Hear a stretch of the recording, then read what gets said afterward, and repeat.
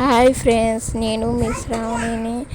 ఇల్లు ఇప్పటికి 4-5 సార్లు ఊడ్చాను, అయినా నా చెల్లి కూర్చున్నట్టే లేదు. దానికి నేను పని చేయిందానిలాగా కూర్చొని అది నాకు పెడుతున్నట్టుగా మాట్లాడుతుంది.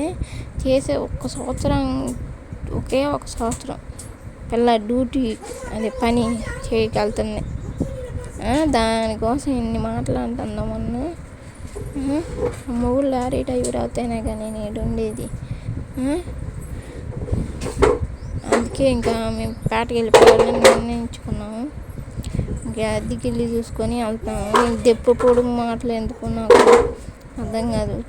చిన్నదానికి పొళ్ళు ఇచ్చినట్టుగా మాట్లాడిద్దాం. చెల్లి బాధపడుతుంది అని కూడా లేదు. ఇంకా పెద్ద పిల్ల ఏడుస్తుంటే ఇంకా ఆ పిల్లని కూడా తీసుకొని పోయింది సెంటర్కి. ఫోన్ చేసిందంట. ఇంకా ఈ పిల్ల ఒకటే అని ఇంకా బండి ఎక్కించి కూర్చోబెట్టాను. ఆ పిల్ల కోసం ఎత్తుక్కుంటా ఏడుస్తుంది. ఒకళ్ళు విడిచి ఒకళ్ళు ఉండట్లేదు వీళ్ళు.